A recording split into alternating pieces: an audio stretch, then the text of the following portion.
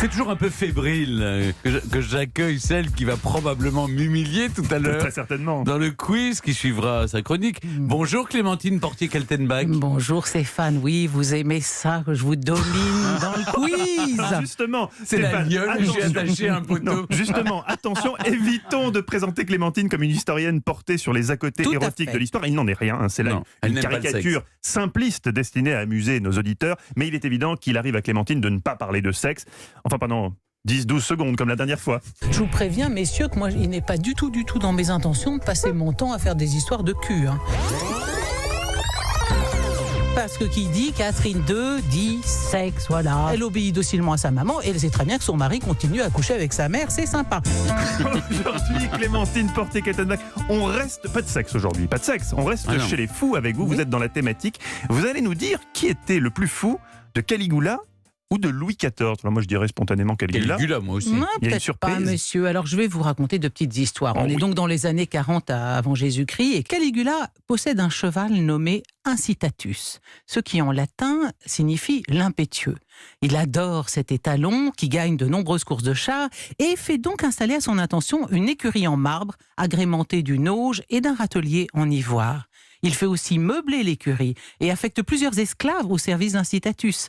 Par exemple, la veille des courses, il y a des soldats qui sont chargés de faire respecter le silence aux alentours de l'écurie pour que le cheval puisse se reposer. Vous devez avoir ça à Thiron-Gardet, non? Vous n'avez pas Non. quelqu'un qui veille Non. sur Vous avez- votre vous avez repos donné dans la votre localité où lit? se trouve la belle Ah, Stéphane, bon, tout c'est le monde bien. le sait, c'est de notoriété publique. Ça, c'est une information D'ailleurs, je vous donne rendez-vous samedi Ah pour... non. partagée par 67 millions de Français. Alors, revenons-en à Caligula, les garçons. Alors, Caligula fait même porter un manteau pourpre à son cheval, alors que c'est la couleur réservée aux empereurs. Ah oui. Et il lui fait porter un riche collier d'or. Rien n'est trop beau pour Incitatus. À tel point qu'en 41 avant Jésus-Christ, Caligula annonce au sénateur sidéré son intention de nommer son cheval consul.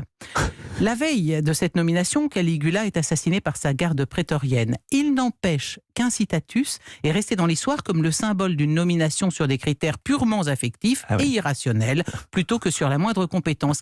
Donc ça, c'est Caligula. Le roi numéro 2, vous le disiez, Mathieu, Louis XIV.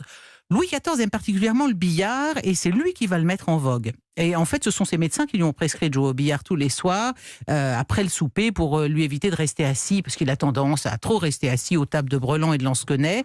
Il faut qu'il prenne un petit peu d'exercice Une phase d'exercice, oui. pour faciliter sa digestion. Et en 1684, on lui présente un certain Chamillard, qui est un vague conseiller au Parlement, mais qui a la réputation d'être très bon joueur. Et donc Louis XIV va rapidement prendre l'habitude de ne plus jouer qu'avec lui. Ils jouent ensemble 3 fois par semaine, et Chamillard, qui est un petit malin, sait perdre Oui. régulièrement, Ça, pour c'est- ne pas humilier le roi Soleil.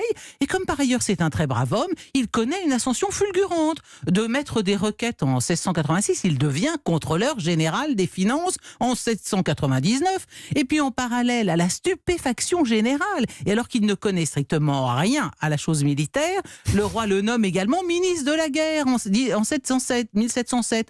Il devient donc le plus proche collaborateur du roi Soleil. Bon, comme contrôleur général des finances, il se révèle catastrophique, et ailleurs qu'au billard, c'est plutôt un médiocre sans talent. Et donc, sous la pression de son entourage, le roi va finalement accepter de s'en défaire, mais enfin, il lui alloue, ainsi qu'à sa femme et à son fils, une importante pension. Du coup, à la cour, Chamillard se fait épingler dans différents pamphlets, et dans cette épitaphe restée célèbre, Sigit le fameux Chamillard, de son roi le protonotaire, il fut un héros au billard, un zéro dans son ministère.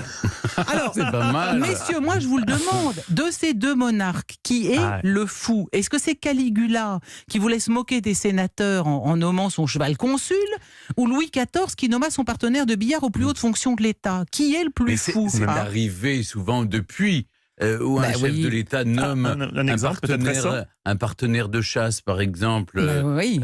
aux hautes fonctions. Mais oui, Souvenez-vous du- c'est pour ça que s'il fallait désigner un vrai fou furieux, je citerais plus volontiers Xerxès, qui ayant échoué dans son projet d'envahir la Grèce par l'Hellespont à cause d'une tempête, fit fouetter la mère, qui reçut 300 coups de fouet, et fut marquée au fer rouge.